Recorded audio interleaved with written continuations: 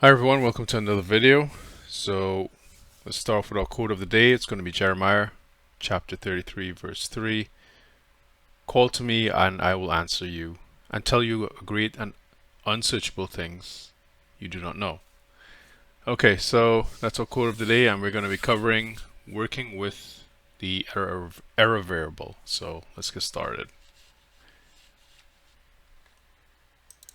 So the error variable is an automatic variable is an array that stores like a record of recent records that have occurred in the session. So it's pretty useful.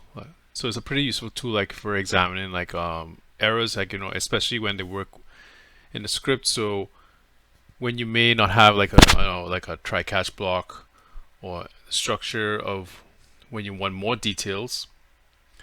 So it's pretty effective there. So let's kind of like maybe cover a basic example and get started here. Okay. Okay, so I'm just gonna maybe just update the script a little bit. I'm gonna put our quote of the day here.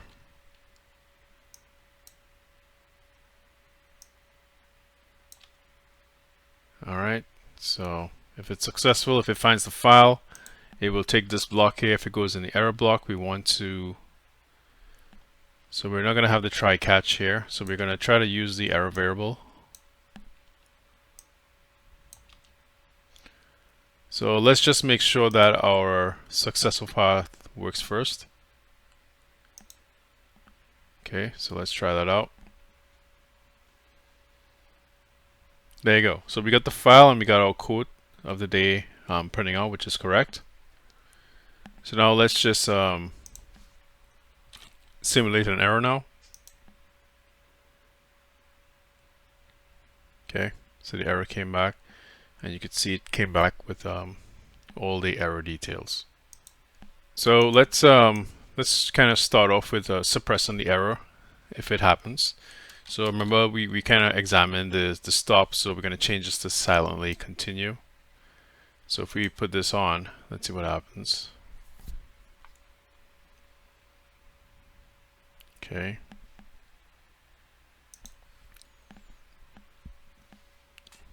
Alright, so the reason why it came that way is because remember there's no we silently continued the script, so that's why you see the code showing up here again. So what happened was okay, so if the error, it had an error that happened here, so there's no output of the variable, so that's why this showed up blank. But this had nothing to do with the results, so that's why this printed out fine. So what happened here, now we should have gotten the error, where since we kind of have it silently suppressed, but it's continuing on, the variable is actually stored in the $error.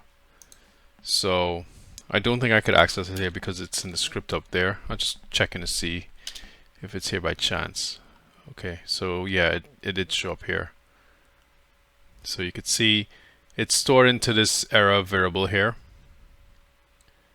And so the good thing about it is now we could access this variable whenever we need to here. And you see how we kind of got multiple errors, so they kind of like are like stacking up, kind of like in a list. So what we want to do is grab the most recent one. So the way how we do that is, so let's build out our code here. It's going to be error. And because we want the latest error, you're going to have to start with 0. So if you kind of familiar with this, if you went over our videos, especially the ones with the arrays, you know this is grabbing the first position, so it means it'll grab the top position of the most recent error. So that's what that means. So we want to get the latest and the latest error that has been produced. So let's go ahead and write the output here. Okay, so it's going to be, oh, I don't know. Well, we could put error message. Okay, and then we want to call back that same variable. So the first one is just to get us in this block. So if that exists, we want to pull back in the variable here.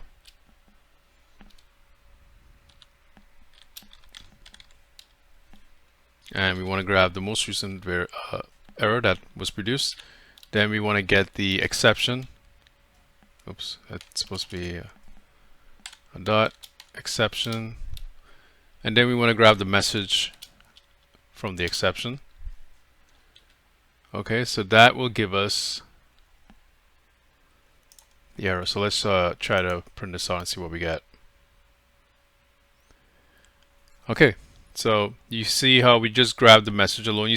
I don't know if you remembered, like if we had this at stop, you would get a whole bunch of different sections of the error details, different sections you could call. So we just called the message. That's why you only saw this part coming out. Now we can even add the full qualified error. So let's try that out. So we'll do the write host again. Sorry, write output. And then we want to get the fully qualified error.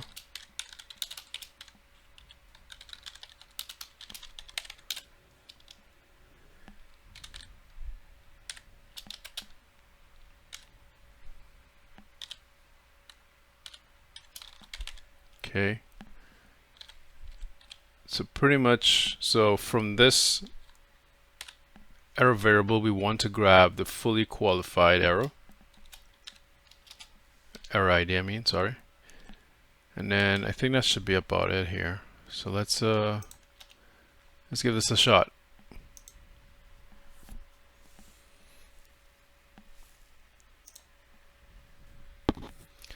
Okay, so this gave us the fully qualified error ID, the path not found. So, and then we got the error message here as well.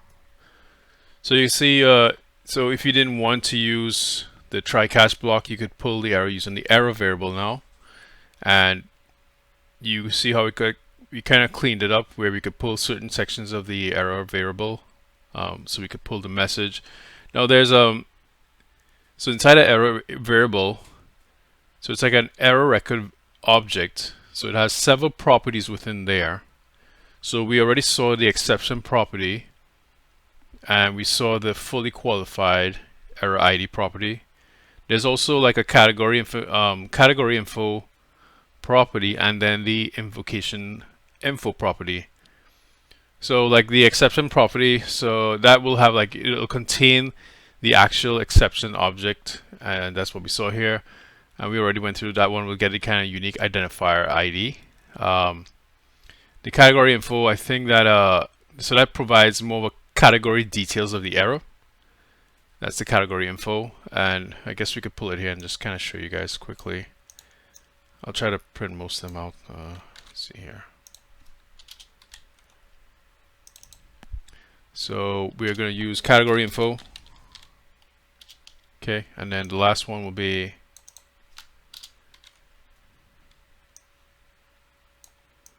come on. Again, this one will be invocation info.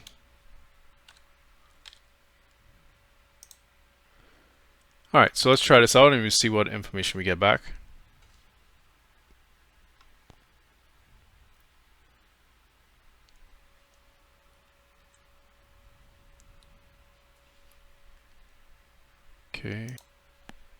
Okay, so you can see how we got the object not found in our category info. So that falls on the item not found exception, and then we have our invocation info, which kind of shows you the invocation info there.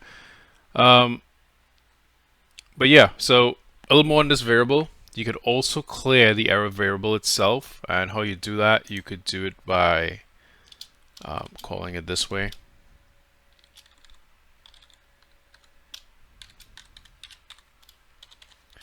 So that's how you would clear it out.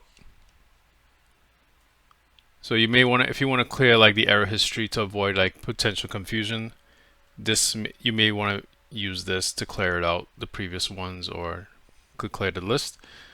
And you could also use like the error, if you want to debug like multiple error messages, you could also loop through the error variable and get different errors. Maybe get it from the list if you need that option. So there are a lot of things you could do. I didn't want to run this video too long, so I think we kind of covered the basics on everything you need to get. Now I'll just give you a little more hints here. You could also expand on, if you want just to check it out, if you want to get like the row number and stuff. This also goes into a few further parameters, so you could do like the script line number if you want to get the line number. Now they have all those for others as well, so you could go down further into other functions and other properties. So let's try this one out and let's see what we get. Okay, so it came back with a line 4, and we could have also put in, well, I didn't change the message up here, but we could have put like line number and 4, but you get the idea.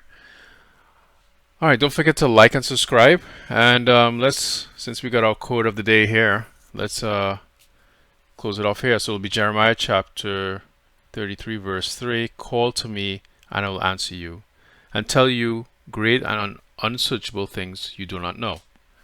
All right, don't forget to read your Bible, and if you haven't gone to church, try to find a good Bible-based church, and I'll see you again in the next video. Thank you.